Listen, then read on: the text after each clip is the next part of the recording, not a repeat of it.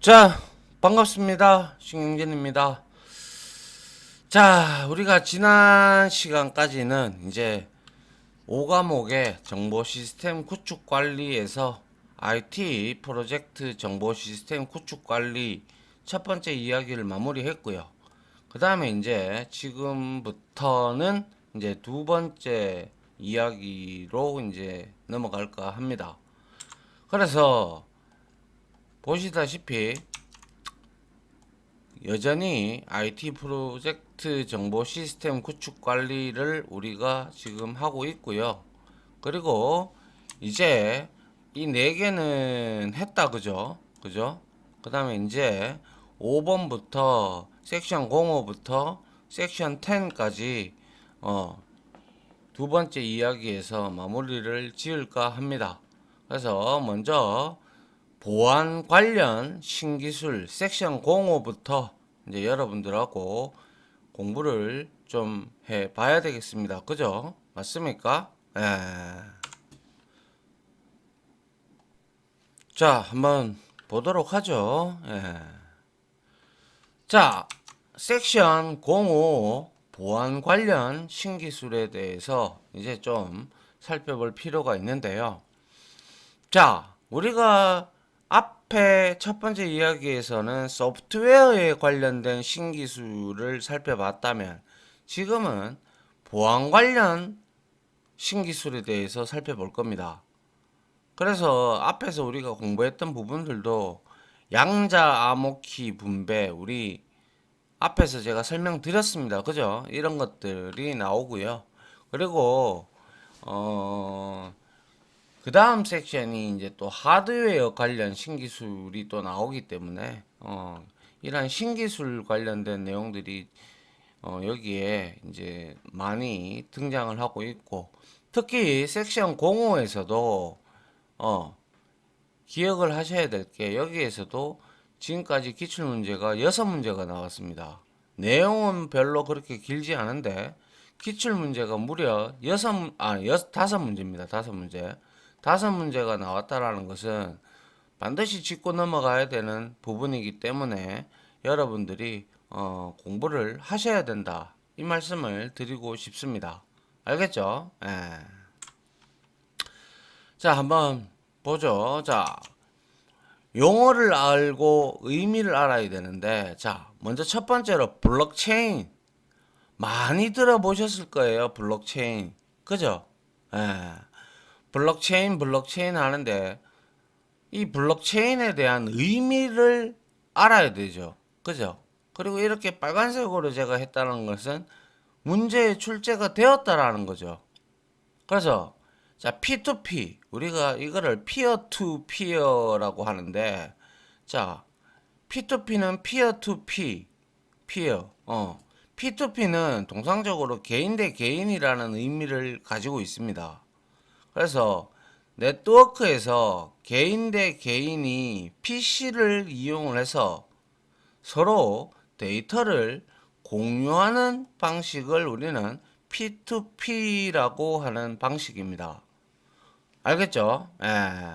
그래서 P2P 네트워크를 이용을 하여 이거는 온라인 금융거래 정보를 온라인 네트워크 참여자, 피어죠, 그죠? 피어의 참여자의 디지털 장비에 이제 분산 저장하는 기술 자체를 우리는 블록체인이다. 이렇게 얘기를 합니다. 그래서 블록체인은 다시 한번 더 P2P 방식을 사용하는데 온라인 금융거래 정보를, 그죠? 우리가 온라인으로 금융거래들을 할 때 그러한 참여자의 디지털 장비, 뭐 대표적으로 핸드폰이 될 수가, 스마트폰이 될 수가 있겠죠. 그죠? 그런 것들이 전부 분산 저장하는 기술이 바로 블록체인이라는 겁니다. 그래서 이 블록체인은 이제 어떠한 이제 기술의 이제 원천이 되기도 하기 때문에 아주 중요한 용어다, 이렇게 생각을 하시면 될 것 같고요.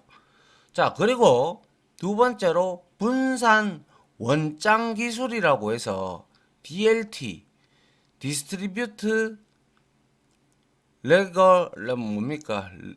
레거 맞죠? 예, 테크놀로지. 그래서 분산 원장 기술이라고 하는 것은 자, 중앙 관리자, 그죠? 나 혹은 중앙 데이터 저장소가 존재하지 않고, 알겠죠? 센터에 서버에 저장소가 존재하지 않고 그냥 P2P 망 내의 참여자들에게 모든 거래 목록이 분산 저장되어 거래가 발생할 때마다 지속적으로 갱신되는 디지털 원장입니다. 원장. 무슨 말인지 아시죠? 예. 그래서 이 디지털 이제 원장이라고 하는 것은 그래서 이런 원장, 디지털 원장이라는 것은 이제 우리가 거래를 하잖아요. 거래를 하면 이거는 원장이라는 것은 회계적인 용어인데 금융 시스템과 관련된 거래를 기록하는 디지털 또는 물리적인 일지예요. 일지, 거래 내역 이런 거. 그래서 블록체인 네트워크는 데이터를 안전하게 저장하도록 설계된 일종으로 이게 바로 분산 원장 기술. 그래서 대표적인 사례로 블록체인이 여기에 들어간다는 거예요. 그래서 분산 원장 기술은 디스트리뷰터 레저 테크놀로지라고 부릅니다. 그래서 대표적인 사례가 바로 블록체인이에요. 중앙 관리자나 중앙 데이터가 저장소가 존재하지 않는다. 단지 P2P망의 참여자들이 모든 거래 목록이 분산 저장되어 거래가 발생할 때마다 지속적으로 갱신되는 거래를 기록하는 거 원장이죠. 그게 그죠? 됐습니까? 자, 그리고 이제 이렇게 분산 원장 기술의 대표적인 사례는 블록체인이 있다라고 말씀을 드렸고, 그 다음 한번 보면, 자, 양자 암호키 분배, QKD. 이거는 우리가 앞에서 첫 번째 이야기에서 제가 QKD가 나와가지고, 이거를 제가 그때 설명을, 문제에서 설명을 한번 한 걸로 기억이 나는데요. 퀀텀 키 디스트리뷰션이라고 하는데, 자, 양자라는 게 뭡니까? 우리가 양자 물리학 이런 얘기 많이 들어왔죠. 그래서 양자는 더 이상 이제 나눌 수 없는 에너지의 최소량의 단위로 물리학에서 사용되는 용어입니다. 그래서 물리적 독립체의 최소 단위가 바로 양자예요. 그래서 이러한 양자는 뭡니까?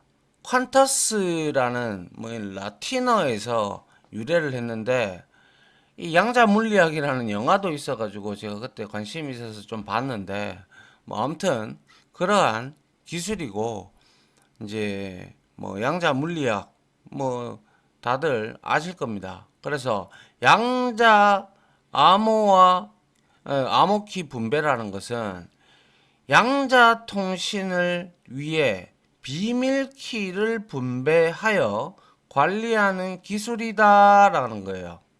비밀키를 분배해서 디스트리뷰션에서 양자 통신을 위한 비밀키를 분배하여 관리하는 기술입니다.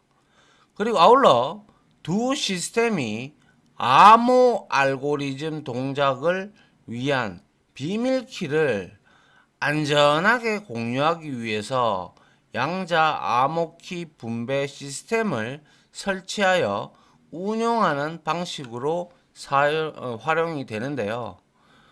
그래서 이거는 이제 우리가 양자 물리학이나 물리학 쪽에서 쓰는 그러한 내용이다라고 보시면 돼요. 그래서 양자 물리학, 양자 통신, 뭐 양자 이런 거 비밀키 이런 단어가 나오면 무조건 QKD, 퀀텀 키 디스트리뷰션이라고 여러분들이 보시면 될 것 같아요. 알겠죠? 자, 그 다음에 프라이버시 강화 기술이라고 해서 펫, 프라이버시 인핸싱 테크놀로지라고 해서 이거는 프라이버시는 개인에 관련된 거죠. 그래서 개인정보 위험 관리 기술로 암호화 그리고 익명화 등 개인정보를 보호하는 기술에서 사용자가 자기가 직접 개인정보를 통제하기 위한 기술까지 다양한 사용자 프라이버시 보호 기술을 통칭한다.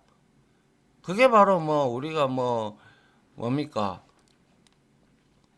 우리가 이제 유튜버들이나 이런 사람들 실명을 거론하지 않고 자신의 그냥 별명이라든지 아니면 자신의 특수한 명칭으로 이렇게 그죠?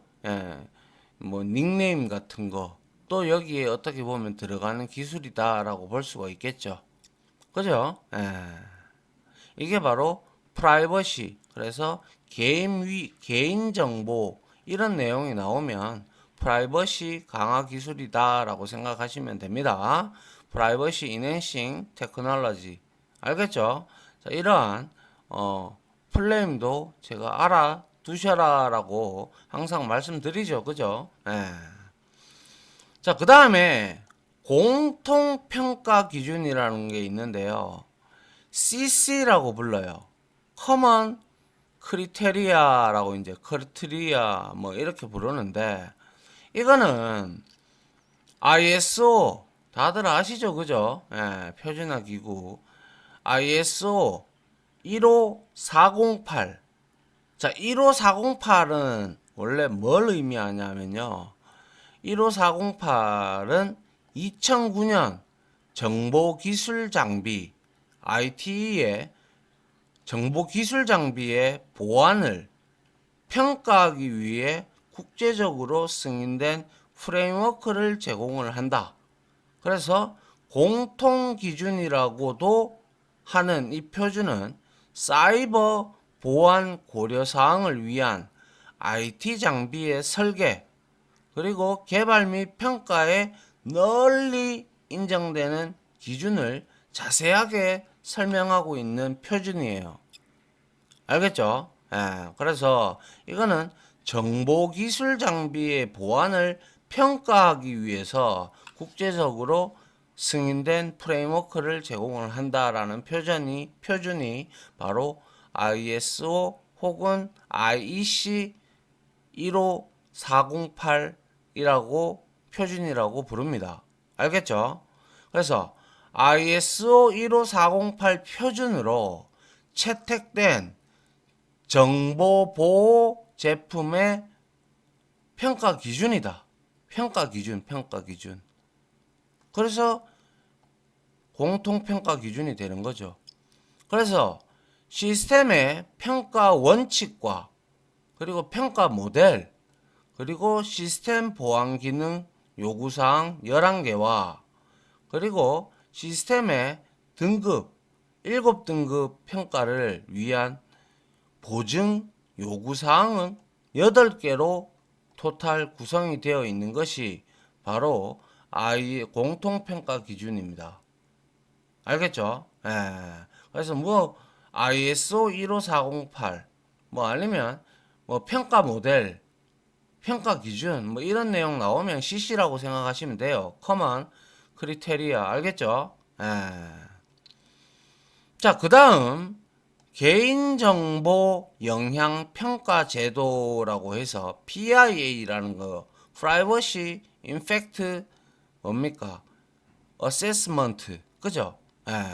이거는 뭐냐면 개인정보를 활용하는 새로운 정보 시스템의 도입 및 기존 정보 시스템의 중요한 변경 시 시스템의 구축 운영이 기업의 고객은 물론 국민의 사생활에 미칠 영향에 대해서 미리미리 조사, 분석, 평가하는 제도입니다. 그래서 우리가 뭐 2차 가해, 뭐 3차 가해 이런 것들을 이제 우리가 그 한 예로 볼 수가 있죠. 그죠? 예. 그래서 이거는 이제 우리가 개인정보를 활용하는 새로운 정보 시스템을 도입 및 기존 정보 시스템에 대한 중요한 변경이 일어날 때 시스템의 구축 운영이 기업의 고객은 물론 국민의 사생활에 미칠 영향에 대해까지 미리 조사, 분석, 평가하는 제도가 바로 개인정보 영향평가 제도라고 칭을 합니다. 그래서 물론 그래서 여기서 사생활이라는 것과 미리 뭐 조사, 분석, 평가하는 제도는 바로 피아, 개인정보 영향평가 제도라고 하는 피아, Privacy Impact Assessment라고 여러분들이 단어를 한 개 떠올려서 이렇게 이제 여러분들이 매칭을 시키면서 정리를 하면 될 겁니다. 맞습니까? 예. 그래서 여기에서는 일단 블록체인이라는 것도 시험에 나왔고요. 자, 그 다음 한번 볼게요. 자, 보안 관련 신기술에 이게 이제 마지막 장인데요. 지금 제가 내용은 몇 개 안 되는데 기출문제가 무려 5개나 나왔다고 했죠.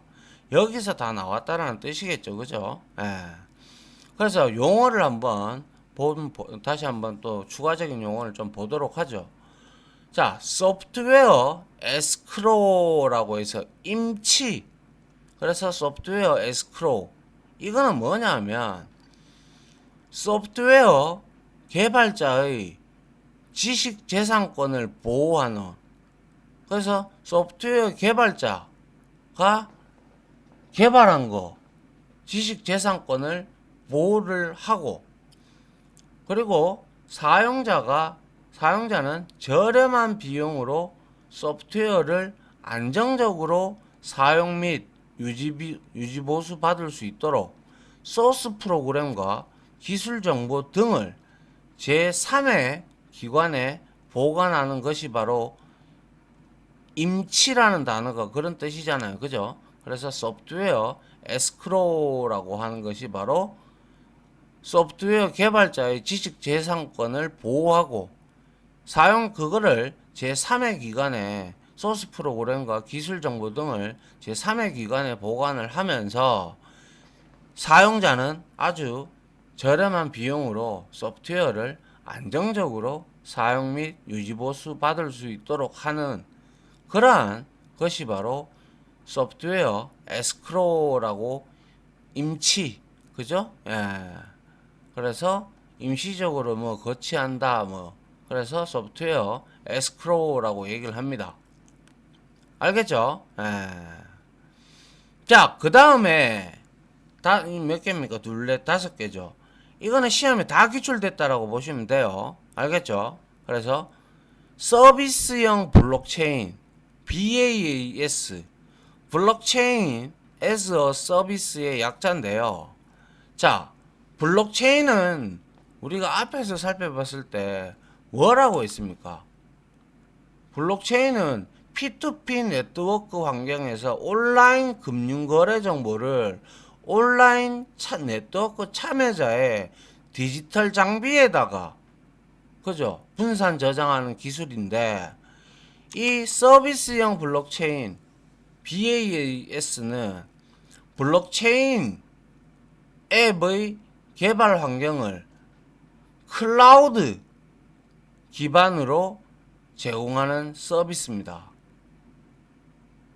그래서 블록체인 네트워크의 노드를 추가 및 제거가 용이하고, 그리고 블록체인 플랫폼마다 다른 블록체인 기술을 보다 편리하게 사용할 수 있도록 하는 것이 바로 서비스형이 붙었죠. 그래서 서비스형 블록체인이 바로 뭡니까? 클라우드 기반에서 블록체인이 서비스를 제공을 하는 거. 무슨 기반으로? 클라우드 기반으로. 아시겠죠? 이게 이제 서비스형 블록체인이에요. 그래서 얘는 블록체인 네트워크의 노드에, 그죠? 노드의 추가 및 제거가 아주 용이하고요.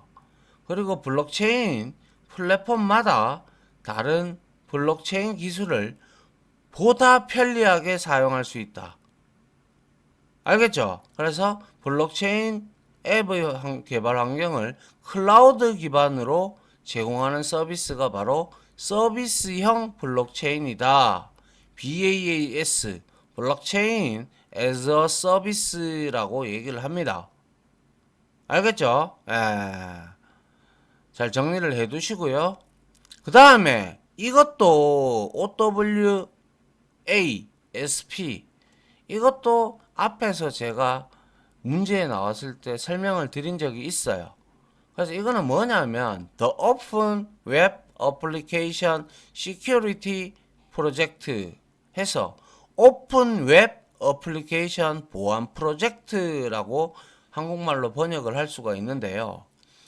자, 우리가 웹사이트나 이런 것들을 이제 만들 때 예를 들어서 만들어서 운영을 한다. 그러면 웹사이트에 정보 노출이나 악성 코드 혹은 스크립트 그리고 보안이 취약한 부분을 연구하는 비영리 단체를 우리가 OWASP라고 합니다.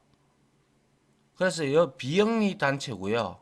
그리고 보안 취약점 중 특히 여기서 웹이죠, 그죠? 취약점 중 보안에 미치는 영향이 큰 것을 기준으로 해서 선정한 10대 웹 어플리케이션의 취약점을 3에서 4년에 한 번씩 발표하고 있는 것이 바로 OWASP, The Open Web Application Security Project, 오픈 웹 어플리케이션 보안 프로젝트 단체고요. 비영리 단체. 그리고 뭐 3, 4년에 한 번씩 발표하고 있다. 그리고 악성 코드, 스크립트, 보안이 취약한 부분을 연구하는 비영리 단체다. 그러면 무조건 아무 이유 없이 OWASP라고 떠올리시면 될 겁니다. 맞습니까? 그래서 이런 내용들을 여러분들이 정리를 해 놓으시면 되겠죠. 그죠? 자, 그 다음에는 TCP 래퍼. 자, 이 래퍼라고 하는 것은 우리가 뭡니까? 이렇게 래퍼는 포장지라는 뜻이에요. 포장지. TCP는 프로토콜이겠죠. 그죠? TCP 래퍼. 자, 뭔지 보죠. 이거는 외부 컴퓨터의 접속인가 여부를 점검하여 접속을 우리가 허용 또는 거부하는 보안용 도구예요. 그래서 제가 말씀드렸죠. 래퍼는 포장지예요. 포장지 안에 제품이 있겠죠. 정보도 있을 거고. 그죠? 그래서 제가 예전에 자바 우리 프로그래밍 언어 활용 공부를 할 때 자바에서 뭐 래핑 클래스 이런 얘기도 말씀을 드린 적이 있죠. 그래서 int 타입도 인티저라는 객체가 있다. 클래스가 있다. 뭐 더블도 더블이라는 클래스가 있다. 라고 이제 자동 박싱, 언박싱 뭐 이런 얘기를 드렸던 걸로 기억이 납니다. 그래서 TCP 래퍼도 마찬가지로 외부 컴퓨터의 접속인가 여부를 점검해서 인정이 되는 사람만 허용을 해주고 그 인증을 못 받은 사람은 거부를 하는 보안용 도구가 바로 TCP 래퍼예요. 그래서 우리가 네트워크에 접속을 하면 로그인을 하게 되죠. 그죠? 로그인한 다른 컴퓨터 사용자의 아이디 및 로그를 조회하여 악용이 가능한데, 맞잖아요. 네트워크에 접속을 해서 로그인한, 저도 프로그램 하는 사람이지만 저도 요즘에 기술이 워낙, 해커들의 기술들이 좋더라고요. 제 네이버 아이디가 아주 복잡하게 제가 암호를 설정을 해도 틀리더라고요. 그래서 틀려서 그게 막 스팸 메일로 뭐 비트코인이라든지 이런 걸 막 메일을 다 뿌리고 있더라고요. 제 아이디가.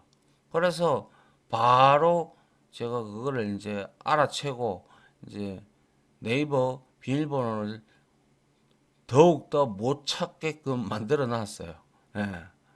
그래서 말씀드리지만 비밀번호는 주기적으로 한 번씩 3개월이면 3개월, 뭐 1개월이면 1개월, 아니면 많으면 6개월에 한 번씩은 좀 바꿔주는 게 개인정보 그런 걸로 인해서 괜히 털려서 악용이 돼버리면 내가 아닌 다른 누군가가 제 아이디를 사용한다. 그리고 나에 대한 정보를 다, 이제 요즘에는 전부 다 통합 플랫폼이다 보니까 네이버나 이런 것들도 마찬가지지만 거기에 막 네이버 통장도 있고 뭐 여러 가지가 있잖아요. 그죠? 그런 것들을 뭐 빼간다든지, 그죠? 뭐 그러한 형태가 될 수가 있기 때문에 보안에 신경을 써야 되겠죠. 그래서 사용자의 아이디 및 로그를 조회를 해서 악용이 가능한데, 이것을 방지하기 위한 방화벽 역할을 수행을 하는 게 또한 TCP 래퍼예요. 알겠죠? 그래서 보안용 도구며 방화벽 역할을 수행을 하는 것이라고 하면 TCP 래퍼라고 여러분들은 알고 계시면 그렇게 매칭을 시키시면 될 것 같아요. 알겠죠? 예. 자, 그리고 허니팟이라는 게 있는데요. 자, 허니팟입니다. 자, 이 허니팟도 마찬가지로 비정상적인 접근을 탐지하기 위해, 비정상적인, 아주 정상적으로 접근하지 않고 뭐 이상하게 접근하는 방법, 그죠? 접근을 탐지하기 위해 설치해 둔 시스템이다. 그래서 침입자를 속여서 실제 공격을 당하는 것처럼 보여줌으로써 추적 및 공격 기법에 대한 정보를 오히려 역으로 우리가 수집하는 거예요. 아시겠어요? 그래서 대형 포털 사이트라든지 이런 데는 대다수 뭡니까? TCP 래프나, 그리고 허니팟이나, 그리고 뭡니까? 서비스형 블록체인 이런 것들 전부 다 제공을 하겠죠. 그죠? 예. 그래야 이런 것들을 보안에, 우리가 다 보안이 중요하니까요. 그죠? 그래서 보안이 취약하면 공격하기 딱 털리기 좋은 십상이죠. 그래서 우리나라가 자바의 보안성, 캡슐화 이런 것들 때문에 우리가 전자정부 프레임워크로 자바 기반인 스프링 프레임워크를 이용을 해서 웹사이트를 만든다라고 했죠. 물론 아직까지도 PHP나 닷넷 프레임워크를 사용하는 경우도 있습니다. 있지만 그래도 대부분 다 이제 제가 공기업과 공공기업 대형 포털 사이트들은 통상적으로 전부 이제 스프링 프레임워크로 자바 기반이 되어 있는 스프링 프레임워크로 다 컨버전이 이루어지고 있고, 지금도 이제 신규로 만들어지는 웹사이트들도 역시 전자정부 프레임워크, 나라가 선택을 한 거예요. 정부가. 그죠? 스프링 프레임워크를 이용을 해서 웹사이트를 만드는 거죠. 그게 다 뭐 보안 때문에 그러는 거예요. 보안 때문에. 알겠죠? 예. 그리고 마지막으로 DPI. DPI는 Deep Packet Inspection이에요.